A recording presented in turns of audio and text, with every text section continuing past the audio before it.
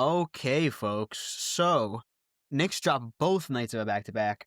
First one in Detroit, second one at home versus a Cleveland team resting a bunch of their top guys. Now, I understand I usually don't really have much scripted stuff, and it's usually just off the cuff. However, I have notes, okay? Like, typically speaking, I have, like, some bullet points that I want to go over. However, today, this is really just more, I'm just going to riff here, and however long this goes, that's however long it's going to go. And really, I don't have many more new things to say. It's pretty much the same stuff I've been saying for a whole month. So let's just start, okay? In Detroit, you're winning by 13. You're clearly not really trying all that hard. PJ Tucker is getting actual minutes instead of, I don't know, maybe one of your rookies. But that's besides the point, okay? You lead by 13, you blow the lead, you look absolutely helpless in the fourth quarter, okay? Absolutely nothing is being created, all right? Your offense is genuinely just, Jalen Brunson, please save us, okay? And I understand, all right? You don't want to put too much on the film reel for Detroit to be like, okay, so this is what they're going to want to do. We need to stop it with X, Y, and Z strategies. I understand. But the game you played was just so nonsensical, okay? Landry Shamet is the only guy who is really providing any type of spark, any type of fire, okay? Detroit is, they're talking trash. They're standing over Jalen Brunson as they foul him, okay? Absolutely nobody is coming over to help him, okay? Precious Achiuwa is just casually just walking over, being like, hey, buddy, get out of the way, please. All right, no type of heart, no type of fight. PJ Tucker is there for one reason, okay? I understand he actually played this game. He's there for fight, okay? He's there to be OG. He's there to be the dog. He's there to be Knicks Udonis Haslam, okay? And the fact that we still can't, like, have any fight, it's just depressing, okay? And once again, any type of, like, genuine basketball discussion is going to boil down to Tom Thibodeau not being good enough, okay? The whole dog thing, that's a whole nother can of worms, all right? However, pure basketball-wise, it's just, I don't want to say it's unwatchable, but it's such a bore, okay? You get Karl Anthony Towns. He shoots 1-3 the entire game. I mean, what are we doing? Why do you acquire the greatest shooting big man ever, and you just simply don't run pick and roll or pick and pops with him? You don't maximize him. You don't run 5 out. It just makes no sense whatsoever. Okay, and this Detroit game, I'm still not overly concerned versus the Pistons, okay? I understand they might give us some, I don't want to say trouble, but they're going to be like a thorn in our side, all right? I don't genuinely expect to lose this series. We're going to win the series, okay?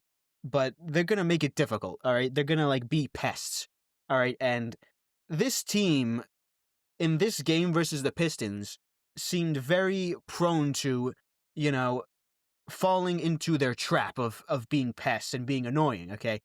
Once again, I trust them to figure it out in the week. We are the more experienced team. We are the more talented team. We are the better team. Tom Thibodeau outcoached J.U. Bickerstaff 2 years ago, all right? I still expect to win the series. However, very disappointing effort on, I think it was Thursday night versus Detroit. Then, you come home versus Cleveland, playing for absolutely nothing, okay? Not a single thing is impacted if the Cavs win or lose this game, okay? They really could only stand to lose stuff, and that is someone getting injured, okay? You lead by 23 points. Landry Shamet has like 4 or 5 threes, you know, and what do you do? What do? You pull Landry Shamet again and you blow the 23-point lead. They're calling him Madison Square Garland, dude. I mean, what are we doing? How do you blow a 23-point lead to a team that's not trying? I understand you're not really going all out either. Cat didn't play. But still, dude, you have 4 out of your 5 starters out there. They're by far and away the most played lineup in basketball. And they're only, like, sort of positive in terms of net rating. So the fact that this happened at home, mind you, and in a game where you really want to start to build up some momentum going into the playoffs is just very heartbreaking, okay? Going back to last year, all right? The Knicks in the last couple of weeks, they were rolling into shape, okay? They smacked the Bucks for, I don't think it was maybe it was the third to last game, but they were going into momentum, okay? 82nd game of the year, overtime thriller versus the Bulls. They have all the momentum in the world, clinched the 2 seed with a big-time overtime win. And this year is just the complete polar opposite, okay? You cannot be going into the playoffs any colder, all right? And maybe you can build some type of momentum with this game versus the Nets coming up, but you're probably not going to. I mean, everyone's going to rest. So you really have to figure something out in this week, okay? Tom Thibodeau, buddy, I have talked so much about you, but I really have no more words, okay, dude? It's just the fact that you have made New York Knicks fans kind of get mad and like upset and turn on Josh Hart is just impeccable. I don't know how you managed to do that, okay? Like 2-3 games into Josh Hart's Knicks tenure 2 years ago, everybody was saying, I love Josh Hart. This guy is the perfect Knick. And here you go. Everyone is screaming at Josh Hart. What are you doing? You suck. Play less. How have you managed to make a fan base that loves Josh Hart so much despise him this much? It's genuinely impressive. I cannot fathom doing that this quickly, okay? And look, it all started in about December, all right? Teams started putting their centers on Josh Hart, okay? Before that, they were throwing wings on him, okay? Because Josh Hart, I don't know why, but for some reason they respected Josh Hart's jumper, okay? They put 5s on Josh Hart in about December, and ever since then, the Knicks offense has never adjusted. It has completely plummeted down the offensive ratings leaderboards, and 0 adjustments have been made. Absolutely nothing. We have done the same exact thing from game 1 of the preseason to game 81 of the regular season. Nothing is going to change, okay? And it's really, once again, it's very disappointing because look at the talent on the roster, okay? You have 2 All-Stars, 2 All-NBA players, 2 of the most coveted 3-and-D wings in basketball. You have a do-everything role player. You know, you have a spark plug 6th man who is elite at the point of attack, can hit 3-pointers.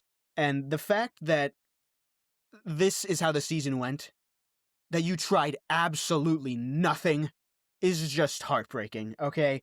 We completely wasted 82 games worth of basketball to find out absolutely nothing, okay? Would Cat and Mitch in extended minutes work?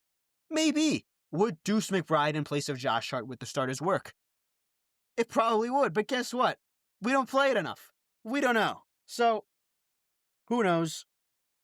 Oh, the only thing I know is I know exactly how this playoff run is going to go. We're going to beat the Pistons in 5 kind of annoying games, but it'll be quick. And then for about 4 days, we're going to be able to dunk on the people being like, oh man, the Knicks are going to lose this series. Hey, are we sure Cade Cunningham isn't the best player in this series? We can dunk on them for about 4 days from the end of the Pistons series until the second round starts, where we immediately get absolutely blitzed by the Celtics.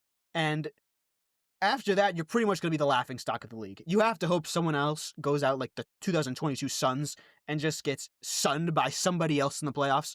Otherwise, the entire offseason is going to be laughing at the Knicks, okay? So, I don't know, rant over. Let's just, Tom Thibodeau, can we try something? Please, dude, okay?